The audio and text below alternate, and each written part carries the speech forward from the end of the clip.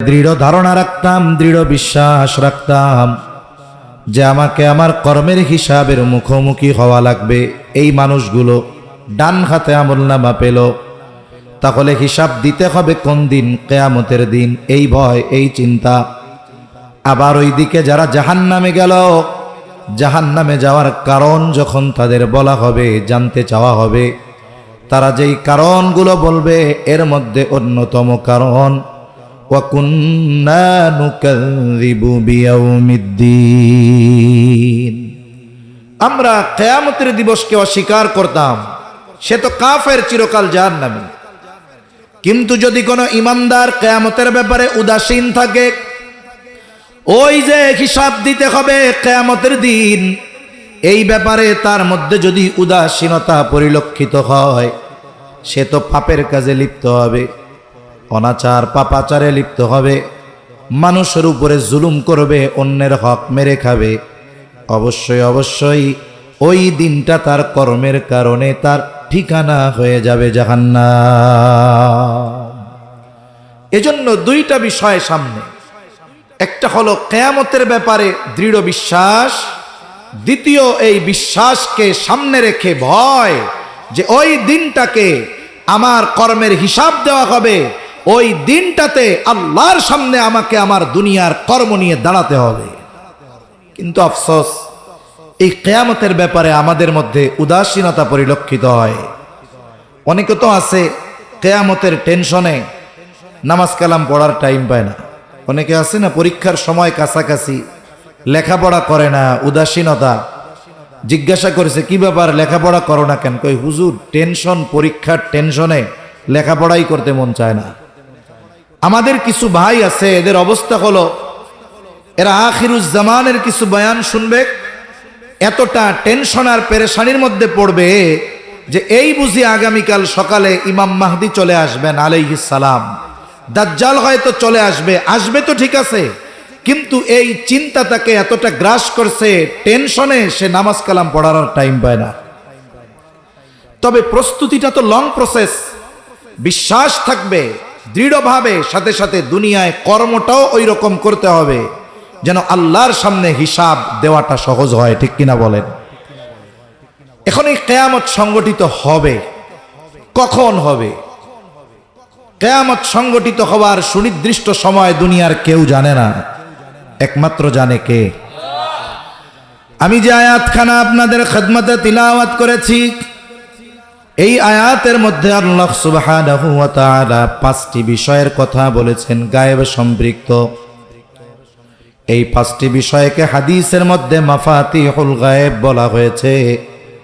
কোরআনুল কারীমের আরেক আয়াতেও আল্লাহ তাআলা বলেন ওয়া ইনদাহু মাফাতিহুল গায়বি লা ইয়ালামুহা ইল্লাহু, আল্লাহ তাআলার নিকট এই গায়েবের চাবি সমূহ, লা ইয়ালামুহা ইল্লাহু, তিনি ছাড়া এই বিষয়গুলোর ব্যাপারে কেউ জানেন না। এই মাফাতিহুল গায়েব 5টি বিষয়।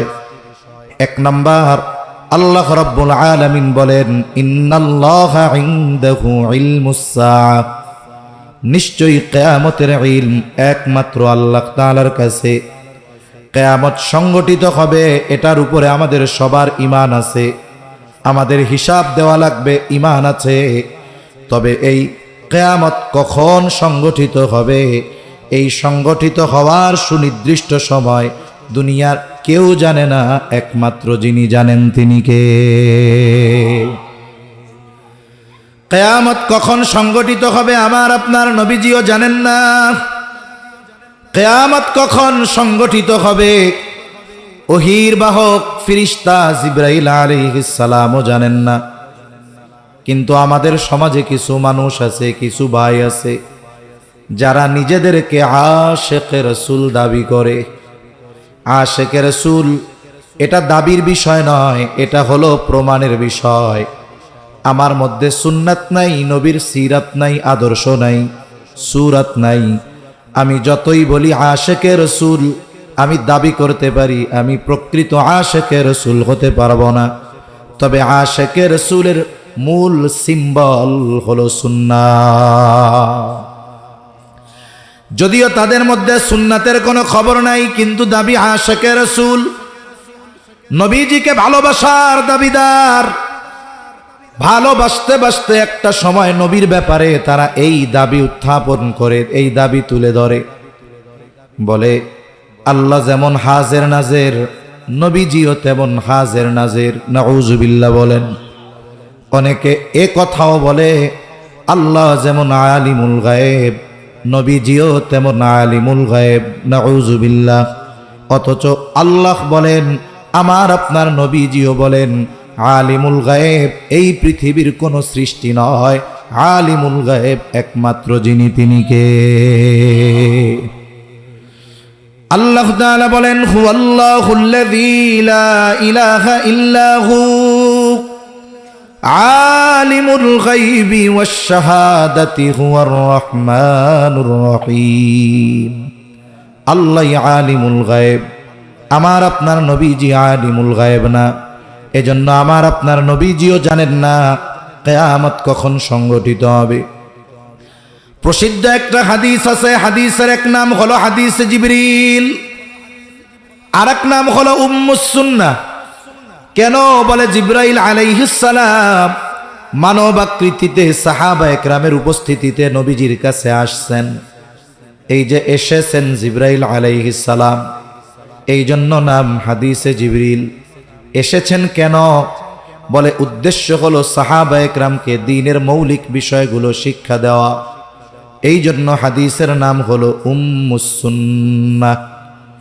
নবীজি সাল্লাল্লাহু আলাইহি ওয়াসাল্লামের কাছে জিবরাইল আলাইহিস সালাম মানব আকৃতিতে আসছেন। যতক্ষণ নবীজি পরিচয় না জানিয়েছেন সাহাবা একরাম চিনতে পারে নাই যে প্রশ্নকারী ছিলেন জিবরাইল আলাইহিস সালাম। তিনি নবীজির কাছে আসছেন, বেশ কয়েকটি প্রশ্ন করেছেন।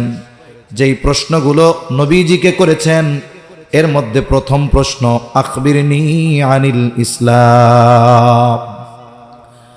জিবরাইল আলাইহিস সালাম প্রশ্ন করতেছে, আপনি আমাকে ইসলামের ব্যাপারে বলেন, ইসলাম কি জিনিস? নবীজি সাল্লাল্লাহু আলাইহি ওয়াসাল্লাম জবাব দিলেন। 2 নম্বর প্রশ্ন, আখবিরনি আনিল ঈমান, আপনি আমাকে বলেন, খবর দেন ঈমান কি জিনিস? নবীজি জবাব দিলেন। 3 নম্বর প্রশ্ন করলেন, আখবিরনি আনিল ইহসান, আপনি আমাকে ইহসানের ব্যাপারে খবর দেন, ইহসান কি জিনিস? নবীজি জবাব দিলেন। 4 নম্বরে প্রশ্ন করলেন, আখবিরনি আনিস সাআহ, আপনি আমাকে কিয়ামতের ব্যাপারে খবর দেন, কিয়ামত কখন হবে বলেন। এই প্রশ্নের জবাবে নবীজি বললেন, মাল মাসউলু আনহা বিআলামা মিনাস সাইল। নবীজি বলেন, এই ব্যাপারে যাকে প্রশ্ন করা হয়েছে তিনি প্রশ্নকারীর চাইতে বেশি জানেন না। তার মানে নবীজি সাল্লাল্লাহু আলাইহি ওয়াসাল্লাম কেমন যেন জিবরাইল আলাইহিস সালামকে বলে, ভাই জিবরিল, কিয়ামত কখন হবে তুমিও যেমন জানো না, আমিও তেমন জানি না। কিয়ামত সংগঠিত হওয়ার সুনির্দিষ্ট সময় নবীজিও জানেন না, জিবরাইল আলাইহিস সালামও জানেন না। এই হাদিসের মধ্যে আলামতের ব্যাপারে জানতে চাওয়া হয়েছে। যেহেতু আলোচনার প্রসঙ্গে আসলো, বিষয়টাও একটু বলা দরকার, গুরুত্বপূর্ণ বিষয়। নবীজিকে যখন আলামতের ব্যাপারে জানতে চাওয়া হলো, নবীজি জবাব দিলেন, 1 নাম্বার, আনতালিদাল আমাতু রাব্বাতাহা। 2টা আলামতের কথা নবীজি এই হাদিসের মধ্যে বলেছেন। এর মধ্যে প্রথম নবীজি বলেন, আনতালিদাল আমাতু রাব্বাতাহা, দাসী তার মনিবকে প্রসব করবে, জন্ম দিবে। এর ব্যাখ্যায় মুহাদ্দিসিন ইকরাম কয়েকটি বিষয়ের কথা বলেন। এর মধ্যে আমাদের সমাজের সাথে যেই বিষয়টা বহু বহু মিল পাওয়া যায়, সেটা হলো যেই মা সন্তানকে কষ্টের উপরে কষ্ট করে গর্ভধারণ করবে, যেই মা কষ্টের উপরে কষ্ট করে সন্তানকে জন্ম দিবে, যেই মা নিঃস্বার্থভাবে 2টা বছর সন্তানকে দুধ পান করাবে, যেই সময় সন্তানের অন্য কিছু খাওয়ার মতো উপায় ছিল না, না সে পানি খাইতে পারবে, না সে ভাত খাইতে পারবে, অন্য খাবার খাইতে পারবে, নিঃস্বার্থভাবে যেই মা 2টা বছর দুধ পান করিয়েছে, ওই সন্তান একটা সময় বড় হবে, জীবনের একটা পর্যায়ে সে মায়ের সাথে সর্বোচ্চ অসৎ আচরণ করবে।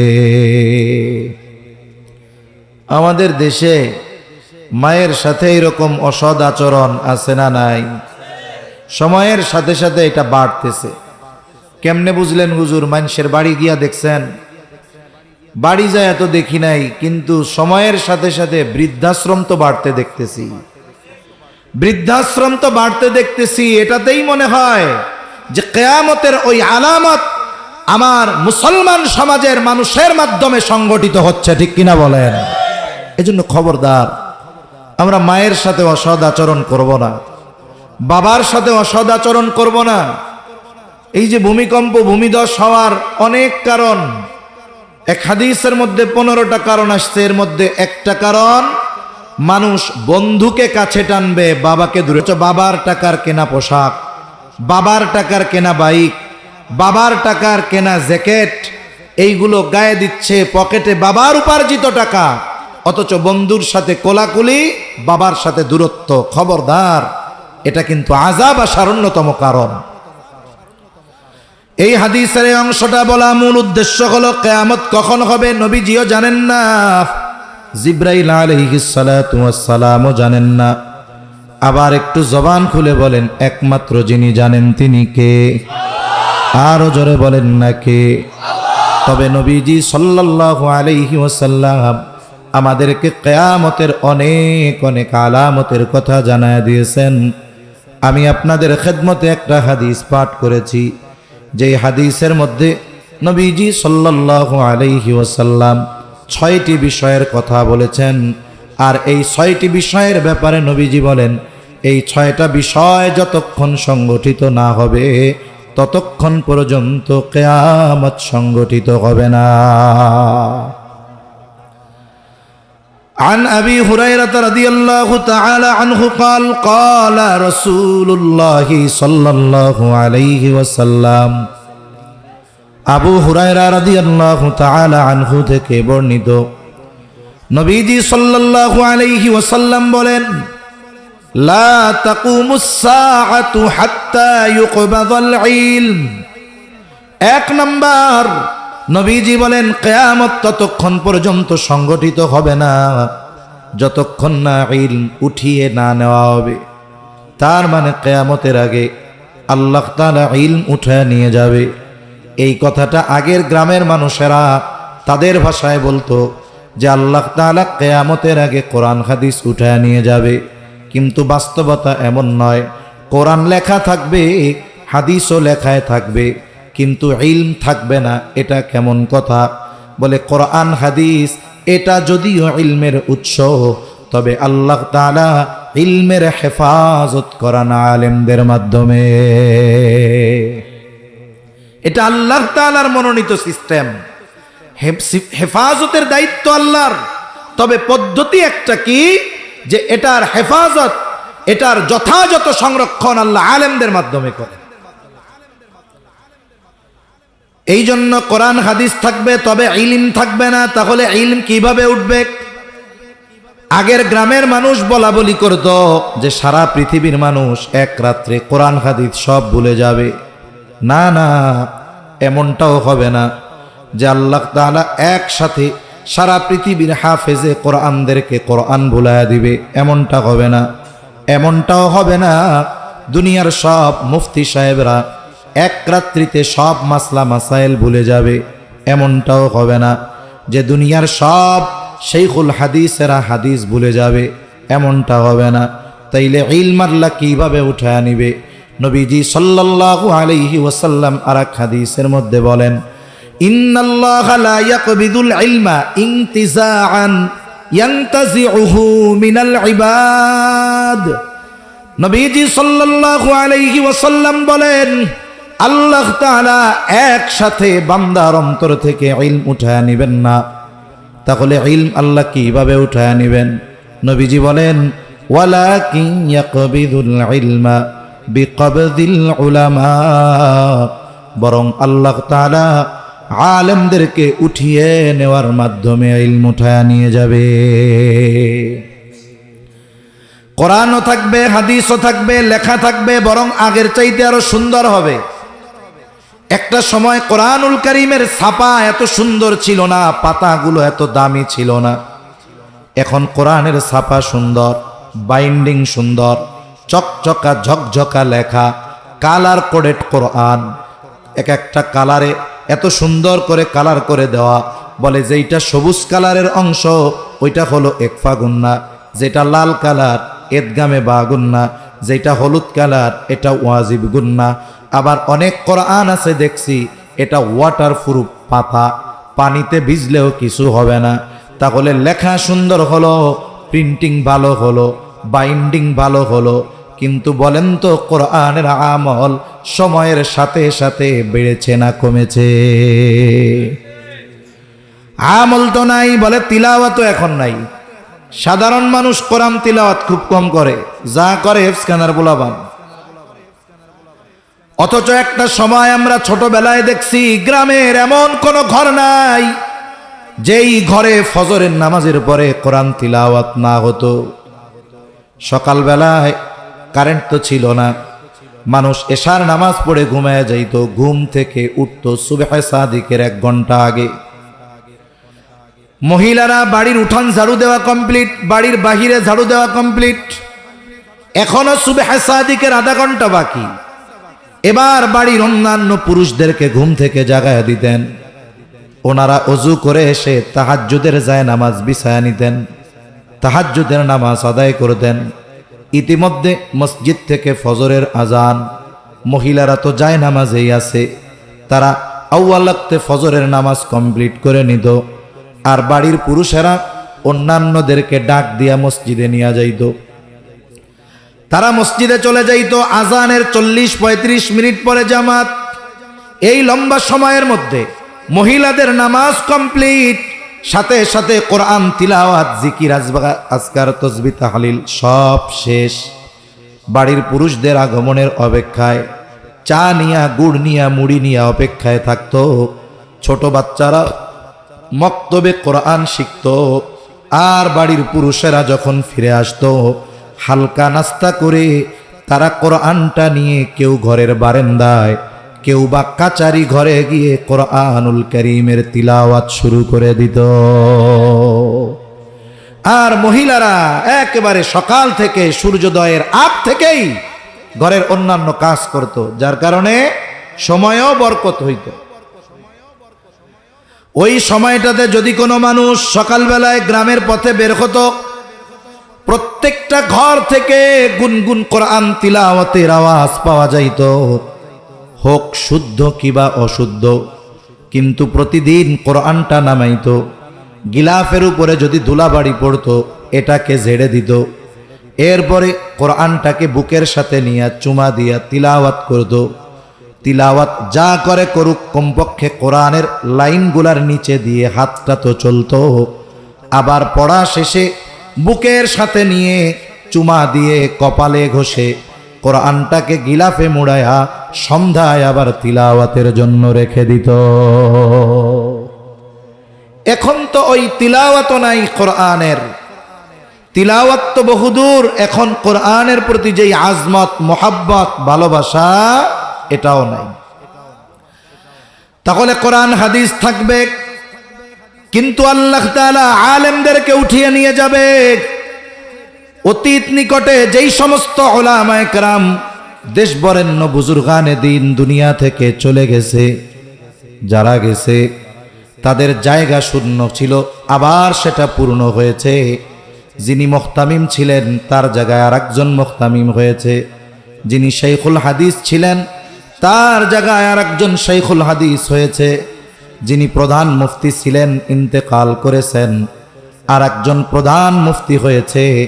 এখন যারা আছে তারাও যোগ্য, কিন্তু বলেন তো যারা চলে গেছে, এখন যারা আছে তারা যারা চলে গেছে তাদের মতো যোগ্য নাকি? তাদের মতো যোগ্য না। যারা গেছে তাদের অবস্থান এইখানে, যারা আছে তাদের অবস্থান এই জায়গায়, এরা যখন যাবে এদের পরবর্তীদের অবস্থান এই জায়গায়। এভাবে একটা সময় এই সংখ্যাটা শূন্যের কাতারে পৌঁছিয়ে যাবে। তার মানে কোরআন হাদিস থাকবে, কিন্তু কোরআন হাদিস বোঝানোর মতো ওই রকম মুত্তাকি আল্লাহ ভীরু আলেম এই দুনিয়ায় থাকবে না। তখন কি হবে? নবীজি সাল্লাল্লাহু আলাইহি ওয়াসাল্লাম বলেন, মানুষেরা জাহেলদেরকে ধর্মীয় নেতা হিসাবে গ্রহণ করবে, তাদের কাছে ফতোয়া জিজ্ঞাসা করবে, ওই জাহেল মূর্খ অজ্ঞরা ফতোয়া প্রদান করে দিবে। নবীজি জানায় দেন, ফতোয়া জিজ্ঞাসাকারীও পথভ্রষ্ট হবে, আর ফতোয়া প্রদানকারী সেও পথভ্রষ্ট হবে। এখন আমাদের করণীয় কি? এক নাম্বার করণীয়, যারা চলে গেছে তাদের জন্য তো দোয়া করবই, সাথে সাথে যারা এখন দুনিয়ায় আছে ওই সমস্ত উলামা ইকরামের নেক হায়াত কামনা করে আল্লাহর কাছে দোয়া করব।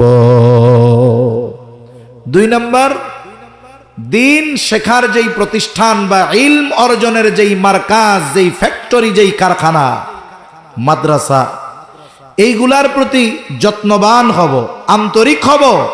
কমপক্ষে নিয়ত করব যে আমার ঘরে কমপক্ষে একজন ব্যক্তি পরিপূর্ণ ইলমে দ্বীন অর্জন করার জন্য ওকে ছেড়ে দিব, ওর কাছ থেকে দুনিয়ার কিছু চাই না। মনে করেন ঘরে যদি 10 জন লোক থাকে একটা রুমে, 10 জন লোকের অন্ধকারে আলোর দরকার আছে না নাই? লাইট কয়টা হইলে হবে? একটা হইলেই তো হয়, তাই না? তা একটা ঘরে যদি একজন মুহাক্কিক আলেম থাকে, মুত্তাকি আলেম থাকে, ওই ঘরে দ্বীনের আলো পৌঁছানোর জন্য ওই একজন আলেম আল্লাহ চাইলে যথেষ্ট হয়ে যাবে, ঠিক কিনা বলেন? এই জন্য কমপক্ষে নিয়ত করব যে আমার ঘরে একজন কমপক্ষে আলেম থাকবে সব সময়। তাহলে 1 নাম্বার, নবীজি বলেন কিয়ামতের আগে ইলম উঠায় নেওয়া হবে। কেমনে ইলম উঠায় নেবেন? নবীজি বলেন আলেমদেরকে উঠায় নেওয়ার মাধ্যমে ইলম উঠায় নিয়ে যাওয়া হবে।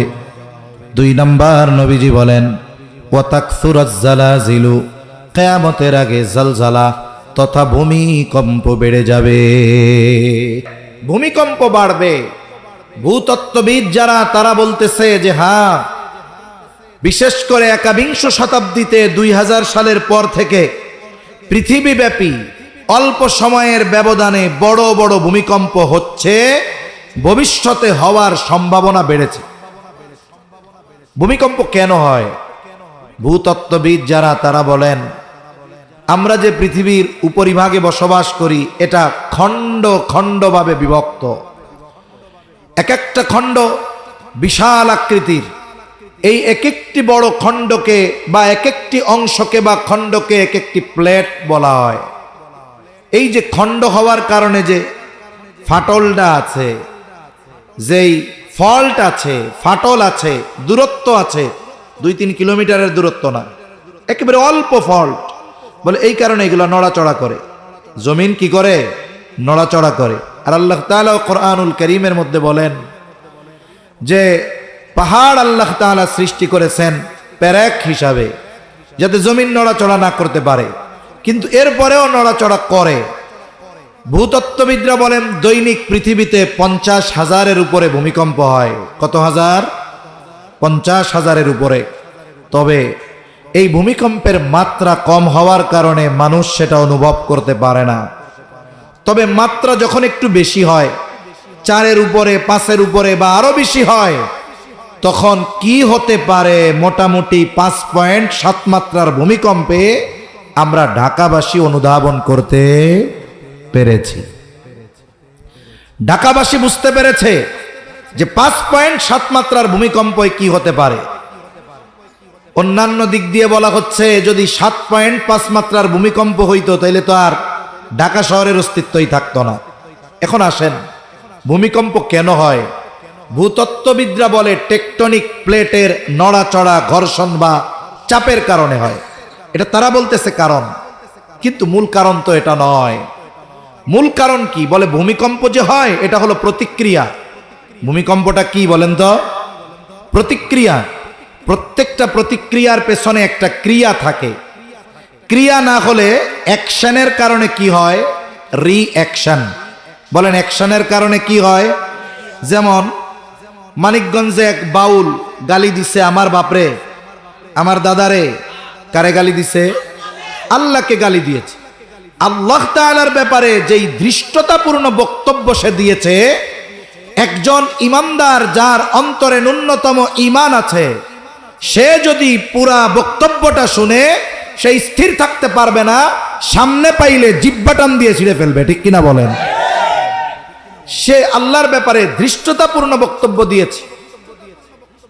এখন এই বক্তব্য যখন ইমানদার শুনছে, বলেন তো, আমাকে বকা দিলে সবর করা যাবে, বাবাকে বকা দিলে সবর করা যাবে, নেতাকে বকা দিলে সবর করা যাবে, চুপ থাকা যাবে। আল্লাহর ব্যাপারে যদি বলে চুপ থাকা, এটা ইমানদারের শান হতে পারে না। এই যে ইমানদার ক্ষিপ্ত হইছে, একটা অ্যাকশনে গেছে, এটা কিন্তু প্রথম নয়, এটা হলো রিঅ্যাকশন, প্রতিক্রিয়া। ক্রিয়া কি? আল্লাহর ব্যাপারে ধৃষ্টতামূলক বক্তব্য। এই যে জমিন যে কাঁপে, ভূমিকম্প যে হয়, এটা হলো প্রতিক্রিয়া। মূল ক্রিয়াটা কি? এই মূল ক্রিয়া কি, এর জবাব দিয়েছেন আল্লাহ। কে? জোরে বলেন। আল্লাহ জবাব দিয়েছেন। আল্লাহ তাআলা বলেন, যাহারাল ফাসাদু ফিল বাররি ওয়াল বাহরি বিমা কাসাবাত আইদিন নাস লিয়ুযীকাহুম বা'দাল্লাযী আমিলু লাআল্লাহুম ইয়ারজিউন। আল্লাহ রাব্বুল আলামিন বলেন, পানিতে স্থলে যত ধরনের বিপর্যয় সংগঠিত হয়, সব মানুষের হাতের কামাই। তার মানে পানিতে কি হয়? জলোচ্ছ্বাস, সিডর, আইলা লাইলা, সুনামি। আল্লাহ বলেন মানুষের হাতের কামাই। স্থলে কি হয়? ভূমিকম্প, অতিবৃষ্টি, অনাবৃষ্টি, অতি খরা। আল্লাহ তাআলা বলেন এগুলো মানুষের হাতের কামাই। তার মানে আমাদের পাপের কারণে এগুলো সংগঠিত হয়। তবে আল্লাহ তাআলা বলেন, লিউযীকাহুম বা'দাল্লাযী আমিলু, আমরা যেই পরিমাণ পাপ করি, যেই পরিমাণ অনাচার পাপাচারে লিপ্ত হই, ওই পরিমাণ পাপের শাস্তি আল্লাহ তাআলা দেন না। কেননা গোটা দুনিয়ার হিসাব করা লাগবে না। এই 92% মুসলমানের দেশে যেই পরিমাণ পাপ সংগঠিত হয়, যদি ওই পাপের পরিপূর্ণ শাস্তি আল্লাহ তাআলা দিতেন, তাহলে গোটা পৃথিবী নিশ্চিহ্ন হয়ে যাইত। আল্লাহ তাআলা সামান্য পাপের শাস্তি আস্বাদন করান। লিউযীকাহুম বা'দাল্লাযী আমিলু, আমাদের যেই আমল, ওই আমলের তুলনায় পরিপূর্ণ শাস্তি নয়, বরং সামান্য কর্মের শাস্তি আল্লাহ দেন। তবে শাস্তিটা দেন কেন? উদ্দেশ্যটা কি? দেওয়ার কারণটা কি আর উদ্দেশ্যটা কি? অনেক সময় সন্তান অন্যায় করলে বাবা শাস্তি দেয় কি দেয় না? ছাত্র যদি অন্যায় করে শিক্ষক শাস্তি দেয় কি দেয় না? তাহলে শাস্তি দেওয়ার কারণ হলো তার পাপ বা তার অন্যায় কিংবা অপরাধ। উদ্দেশ্য কি? বলে উদ্দেশ্য মেরে ফেলা না, উদ্দেশ্য হলো এই শাস্তির পরে সে যেন এই অন্যায় আর না করে।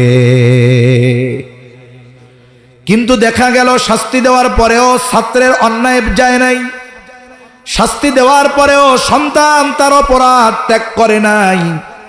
বলেন তো, পরবর্তীতে যদি বাবা কিংবা শিক্ষক শাস্তি দেয়, শাস্তির মাত্রা আগের চাইতে বেশি হবে না কম হবে? আল্লাহ তাআলাও বলেন, এই যে শাস্তি আস্বাদন করাইলাম, এটা মেরে ফেলার জন্য নয়, লাআল্লাহুম ইয়ারজিউন। আল্লাহ তাআলা বলেন এই পাপের কারণে তো এই শাস্তি, যেন তারা আল্লাহর পথে ফিরে আসে, পাপের পথ থেকে প্রত্যাবর্তন করে নেকের পথে আসে, তারা যেন অনাচার পাপাচার ছাড়ে নেকের পথে চলে আসে। কিন্তু আফসোস, প্রশ্ন করি, একটু জবান খুলে জবাব দিবেন। 5.7 মাত্রার ভূমিকম্প হলো, কি পরিমাণ কম্পন! মনে হচ্ছিল ছাদ বুঝি এই বুঝি বুকের উপরে পড়ে যাবে। আবার মনে হয় প্রতিটা বিল্ডিং এক একটা রানা প্লাজায় পরিণত হবে। মানুষের কি আতঙ্ক! মুহূর্তের ভিতরে মানুষ রাস্তায় বের হয়ে আসছে। মানুষ যেখানে আমরা সবচাইতে নিরাপদ জায়গা মনে করি আমার ঘর, অথচ ভূমিকম্প হলো, ঘরটাকেই সবচেয়ে অনিরাপদ মনে হয়েছে, রাস্তায় বের হয়ে আসছে, মানুষের আত্মচিৎকার, আল্লাহকে ডাকতেছে। বলুন তো এত আতঙ্ক আর এত ভয়ের পরে বলেন তো মসজিদের মধ্যে মুসল্লি বেড়েছে নাকি? চায়ের দোকানের আড্ডাগুলো বন্ধ হয়েছে নাকি? চায়ের দোকানের টেলিভিশনগুলা এখন শুধু কোরআন তিলাওয়াত আর ওয়াজ নসিহত চলে, হুজুর নাচ গানের খবরও নাই, পরিপূর্ণ সব চলতেছে। তাহলে মনে হয় দেশে আর কোনো সুদখোর নাই? ও তাও আছে। তাহলে মনে হয় দেশে কোনো ঘুষখোর নাই? তাহলে দেশে মনে হয় কোনো জালেম নাই? তার মানে বোঝা গেল আল্লাহ তাআলা 5.7 মাত্রার ভূমিকম্প দিয়েছিলেন আমরা যেন মসজিদমুখী হই, আমরা যেন দ্বীনি মজলিসমুখী হই, আমরা যেন সুদ ছাড়ি, ঘুষ ছাড়ি, হারাম ছাড়ি। কিন্তু আপনারাই বলতেছেন পরিবর্তন হয় নাই। তাহলে পরের ভূমিকম্পের মাত্রা বেশি না কম? এটা তো লজিক বলে, যুক্তি বলে যে সামনের ভূমিকম্পের মাত্রা আরো বেশি হবে। আমাদের অবস্থা হলো লোহার মতো লোহা। কামার যখন সর্বোচ্চ শক্তি দিয়ে লোহাকে পিটায়, লোহার একটা আওয়াজ হয়, আওয়াজটা হলো যেই সেই। কেমন যেন লোহাটা কামারকে বলে, ও ভাই কামার, এত শক্তি আমার পেছনে ব্যয় কইরা লাভ নাই। তুমি আমারে দিয়া ছুরি বানাও, দা বানাও, বটি বানাও, খন্তা বানাও, শাবল বানাও, যা বানাও না কেন, আমাকে পুড়াইয়া পিটাইয়া তুমি স্বর্ণ বানাতে পারবা না। আমি ছুরি হই, দা হই, বটি হই, যেই সেই লোহা। আমাদের অবস্থাও এইরকম। ভূমিকম্পর মাত্রা বাড়তে থাক, আমরা আমাদের অবস্থা থেকে প্রত্যাবর্তন করব না। আমাদের পরিস্থিতি এইরকম হয়ে গেছে। অথচ উচিত ছিল ভূমিকম্পের পরে কয়দিন যারা মোটামুটি দেশের খোঁজ খবর রাখে, অনলাইনে একটু খোঁজ খবর দেখে, ঢুকলেই খালি ভূমিকম্প 8.9 মাত্রারটা আছে। কোথায় বলে ফল্ট একটা আছে সিলেট থেকে একেবারে বার্মা পর্যন্ত, মাটির নিচে 5.7 হয়েছে, এখন 8.9 মাত্রার শক্তি নিয়ে আছে, যে কোনো টাইমে শেষ। ওই টাইমে আমার জানা শোনাও অনেক মানুষ ঢাকা শহর ছেড়ে পালাইছে। চিন্তা করছে কি হইব আল্লাহ জানে, যা খাই না খাই আগে বাড়ি যাই, যা হবে হবে। অথচ ভূমিকম্পের মূল কারণ কি জোরে বলেন তো? পাপ। পাপ জোরে বলেন, ভূমিকম্পের মূল কারণ কি? পাপ।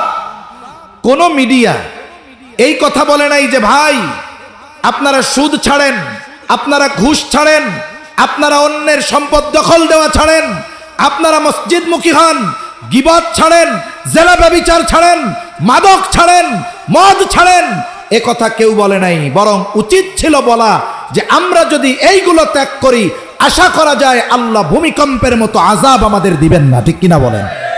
এ কথা কেউ বলে নাই। তার মানে কি হলো, মূল যেটা দরকার সেটার ব্যাপারে আমাদের কোনো প্রস্তুতি নাই। তাহলে নবীজি সাল্লাল্লাহু আলাইহি ওয়াসাল্লাম বলেন, ওয়া তাকসুরাজ জালাজিলু, কিয়ামতের আগে জালজালা বেড়ে যাবে।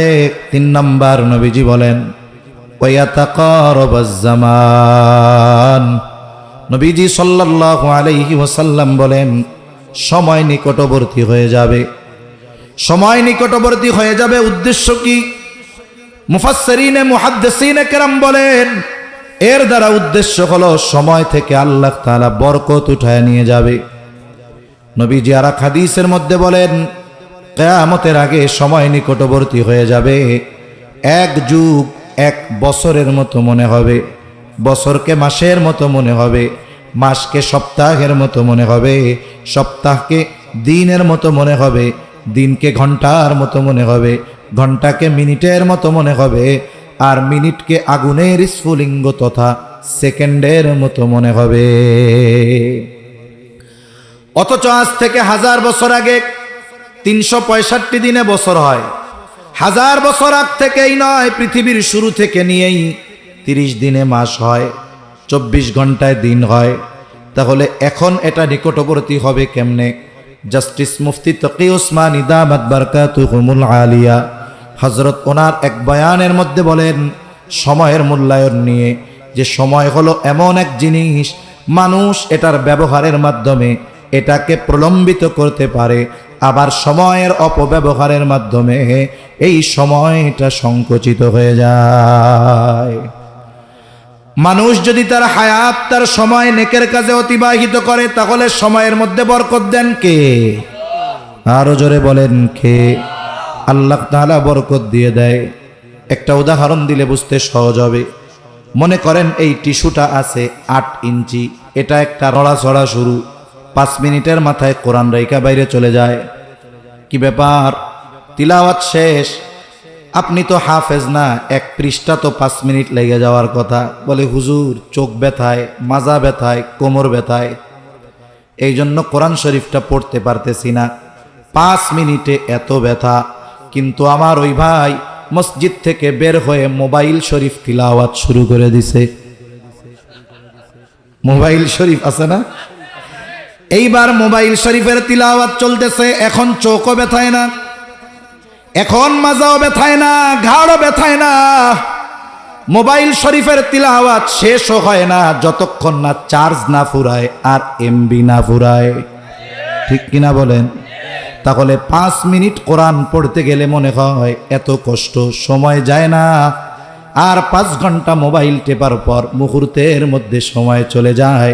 মুফতি তকি উসমানী দামাত বারকাতুহুমুল আলিয়া বলেন, সময় যদি নেকের কাজে, ভালো কাজে অতিবাহিত করা হয় তাহলে ওই সময়টা প্রলম্বিত হয়ে যায়। আর গুনার কাজ যদি করা হয় সময় সংকুচিত হয়ে যায়, বরকত শূন্য হয়ে যায়।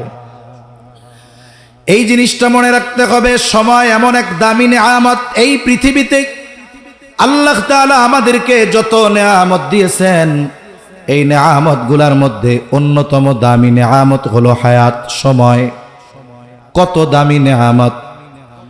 মানুষ মারা যাবার পরে কথা বলে। নবীজি বলেছেন দুনিয়ার মানুষ শুনতে পায় না, যদি শুনতে পাইতো তাহলে ভয়ে দাফন কাফন বাদ দিয়ে দিত। কিন্তু কথা যে বলে আল্লাহ তাআলা শোনেন কি শোনেন না? এক এক ধরনের মাইয়াত এক এক রকমের কথা হয়তো বলে। যেই মানুষগুলো দুনিয়ার হায়াত নষ্ট করেছে, ভালো কাজ করে নাই, সম্পদ ছিল দান সাদকা করে নাই, ওই মানুষগুলো মরার পরে কথা বলে। কি বলে তারা? তারা বলে ফায়াকুলা রব্বি লাউলা আখরতনি ইলা আজালিন করিব ফাআসাদদাক ওয়া আকুম মিনাস সালিহিন। ওই মানুষগুলো বলে, ও রব, লাউলা আখরতনি ইলা আজালিন করিব, যদি আমাকে একটু অবকাশ দেওয়া হতো, তার মানে যদি আমার একটু দুনিয়ায় যাওয়ার সুযোগ দেওয়া হইতো। ও রব, আপনি তো সম্পদ দিয়েছিলেন অন্যান্য ব্যস্ততায়, সম্পদ সাদকা করার, ভালো কাজে ব্যয় করার কোনো সুযোগ হয় নাই।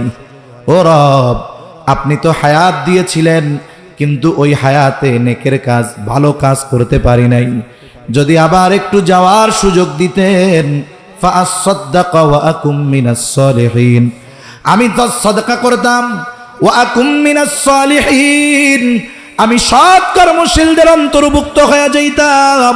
তার মানে এবার যদি একটু যাওয়ার সুযোগ দিতেন, নেকের কাজ করতাম, ভালো কাজ করতাম, আমিও ভালো মানুষ হয়ে যাইতাম। যত আবেগ আর দরদ নিয়া ওই মাইয়াত আল্লাহ তাআলার কাছে ফরিয়াদ করুক না কেন, আল্লাহ তাআলা ওই দোয়া কবুল করে একটা সেকেন্ডও দুনিয়ায় আসার সুযোগ তাকে দিবে নাকি? একটু চিন্তার দরজায় করাঘাত করেন। এই হায়াতের কত দাম, কত দাম! যদি কারো নির্ধারিত হায়াত ফুরিয়ে যায়, সারা পৃথিবীর সব সম্পদ দিয়ে বলেন তো একটা সেকেন্ড হায়াত কেনা যাবে নাকি? কেনা যাবে না। এত দামি সম্পদ। হায়াত যদি থাকে সম্পদ উপার্জন করা যাবে, কিন্তু হায়াত যদি না থাকে কিছুই করা যাবে না। অথচ এই পৃথিবীতে যারা হাজার হাজার কোটি টাকার মালিক, ওই হাজার কোটি টাকার মালিকের কাছে যদি 20 টাকার জিনিস কেউ 200 টাকা চায়, মনে করেন 1 বোতল পানির দাম 20 টাকা, দোকানদার ওই লোকটাকে চিনে যে ইনি হাজার হাজার কোটি টাকার মালিক, ওনার কত টাকা উনি নিজেও জানে না।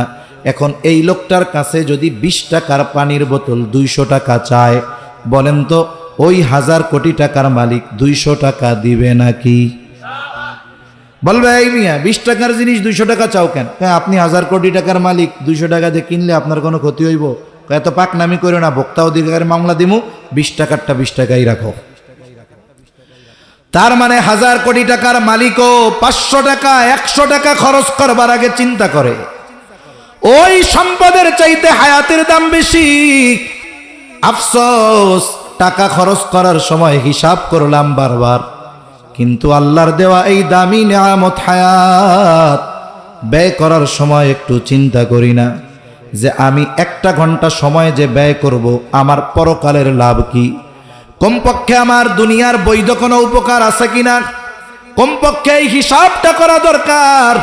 কিন্তু আমরা যেই কাজগুলাতে আমাদের সময় নষ্ট করি, না আছে দুনিয়ার কল্যাণ, না আছে আখেরাতের কল্যাণ। এই যে ফেসবুক, মোবাইল, ইন্টারনেট, চায়ের দোকান, এই যে বসে যেই হায়াতগুলো নষ্ট করি, এই সময়গুলো না কাজে লাগবে আখেরাতে, না কাজে লাগবে দুনিয়ায়, কিন্তু এই সময় আমার থেকে চলে যাচ্ছে। একটা সময় হায়াত চলে যাবে, শেষ হয়ে যাবে, মৃত্যু চলে আসবে, ভালো কাজ করতে পারবো না, ঠিকানা হবে জাহান্নাম। এজন্য সময় হিসাব করে খরচ করব তো ইনশাআল্লাহ।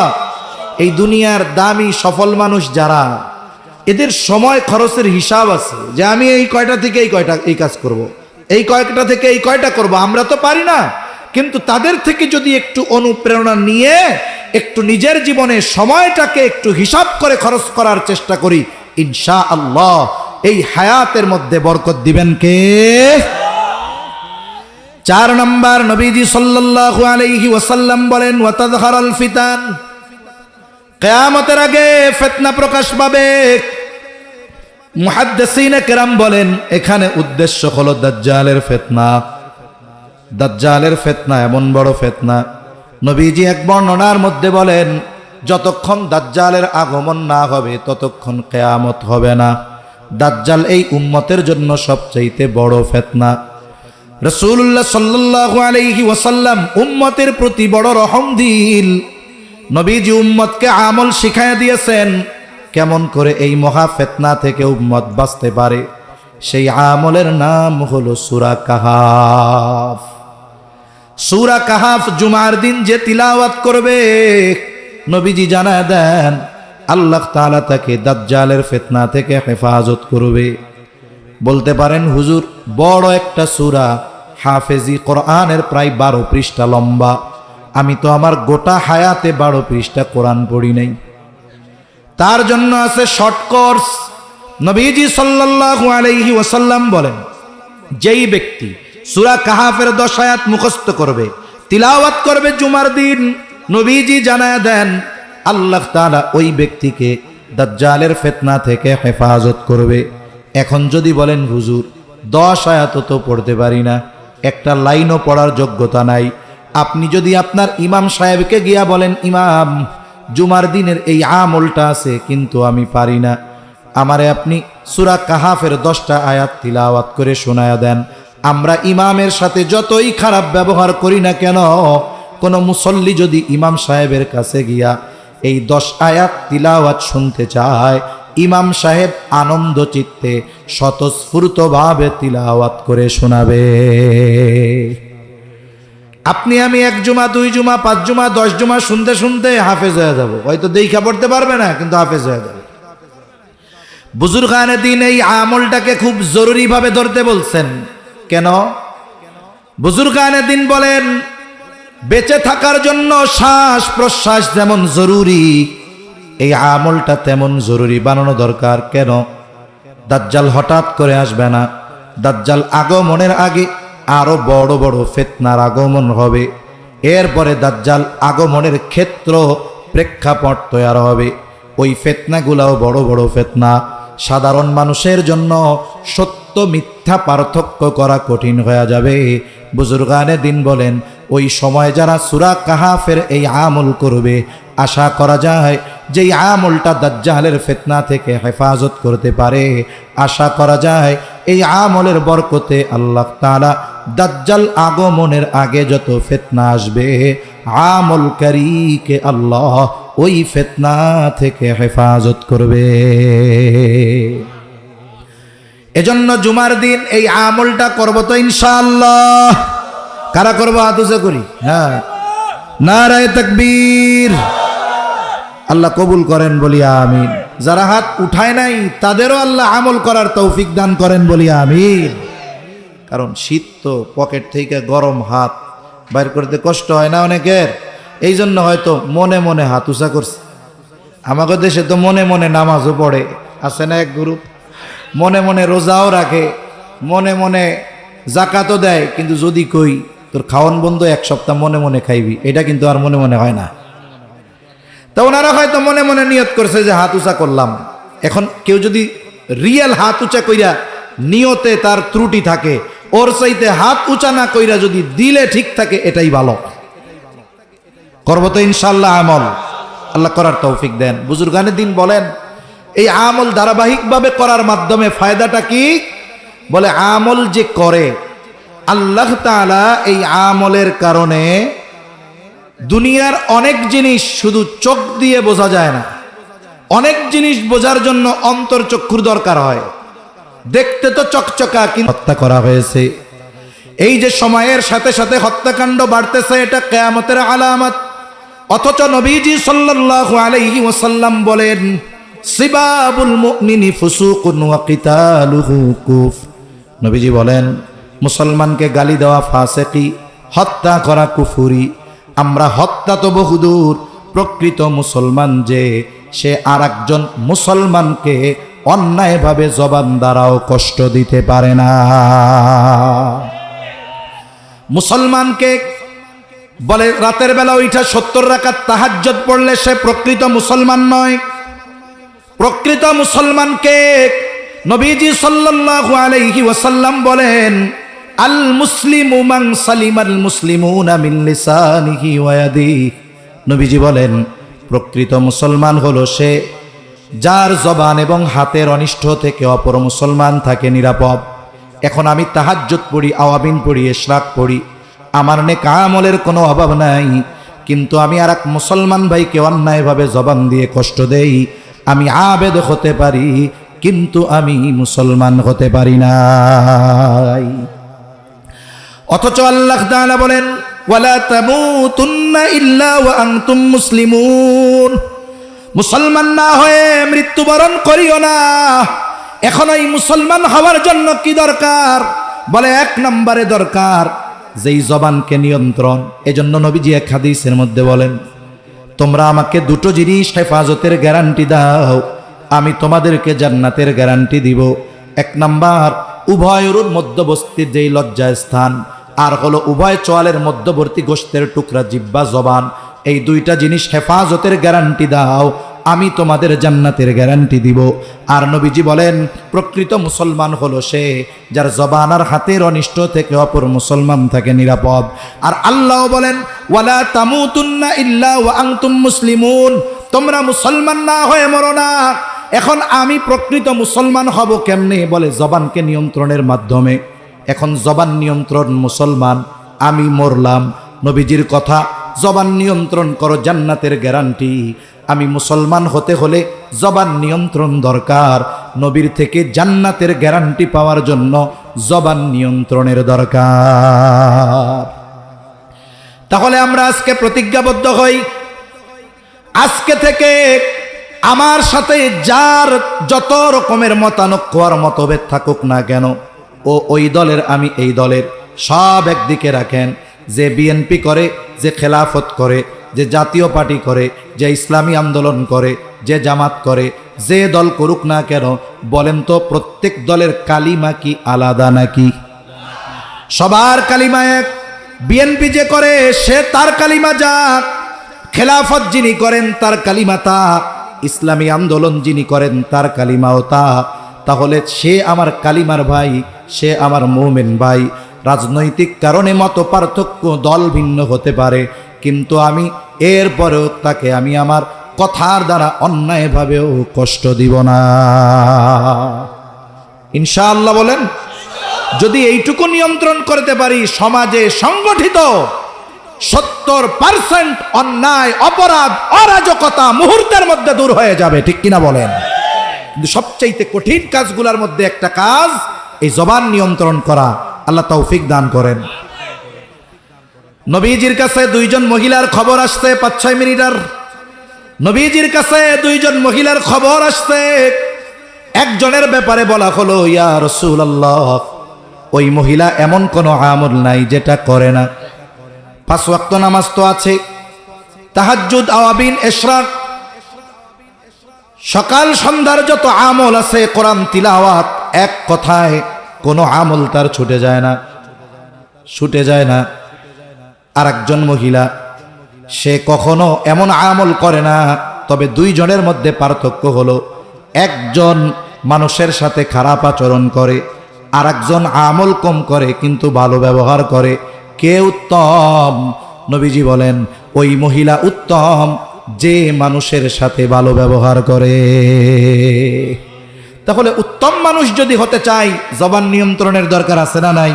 এখন নামাজ পড়লাম, রোজা রাখলাম, হজ করলাম, সব করলাম, মুমিনকে কষ্ট দিলাম, আমি উত্তম মানুষ হইতে পারি নাই। 6 নম্বর, নবীজি সাল্লাল্লাহু আলাইহি ওয়াসাল্লাম বলেন, সর্বশেষ যেটা, হাত্তা ইয়াকসুরা ফীকুমুল মালু ফায়াফিদু, কিয়ামত ততক্ষণ সংগঠিত হবে না যতক্ষণ না মানুষের মাল সম্পদ উপচিয়ে না পড়বে। মুহাদ্দিসিনে কেরাম বলেন, এটা হবে ঈসা আলাইহিস সালামের সময়। উনি দুনিয়ায় আসবেন, দাজ্জালকে হত্যা করবেন। ওনার উপরে এক কিতাব নাজিল হয়েছিল, ইনজিল। উনি ইনজিলের দাওয়াত দিবেন না, উনি খ্রিস্ট ধর্মের দাওয়াত দিবেন না। দাজ্জালকে হত্যার পর তিনি কোরআনের দাওয়াত দিবেন, ইসলামের দাওয়াত দিবেন। গোটা পৃথিবীতে ইসলাম ছড়িয়ে যাবে, প্রত্যেকটা মানুষ পাক্কা ইমানদার মুত্তাকি হবে। আর আল্লাহর ওয়াদা, ওয়ালাউ আন্না আহলাল কুরা আমানু ওয়াত্তাকাউ লাফাতাহনা আলাইহিম বারাকাতিম মিনাস সামাই ওয়াল আরদ। যদি ওই জনপদের অধিবাসীরা ঈমান আনে, মুত্তাকি হয়ে যায়, আল্লাহ বলেন অবশ্যই আমি তাদের জন্য আসমান জমিনের বরকতের দরজা খুলে দিব। সুবহানাল্লাহ। মানুষের এত সম্পদ হবে, সম্পদ উপচিয়ে পড়বে, মন চাইবে একটু সদকা করতে, কিন্তু গোটা পৃথিবী খুঁজে সদকা নেওয়ার মতো একজন মানুষও পাওয়া যাবে না। সম্মানিত উপস্থিতি, এই কিয়ামত হবে, আল্লাহর সামনে আমাদের কর্মের হিসাব দেওয়া লাগবে, কোনো সন্দেহ নাই। কিন্তু কখন হবে কেউ জানি না, তবে নবীজি আলামত জানিয়ে দিয়েছেন। তবে বিষয় এটাও, আলামতগুলো অধিকাংশ পাপের সাথে সম্পৃক্ত। এই জন্য আমরা পাপ থেকে বাঁচব তো ইনশাআল্লাহ। আল্লাহ সুবহানাহু ওয়া তাআলা আমাদের সবাইকে কথাগুলো বুঝবার তৌফিক দান করেন। আরো জোরে বলি আমিন।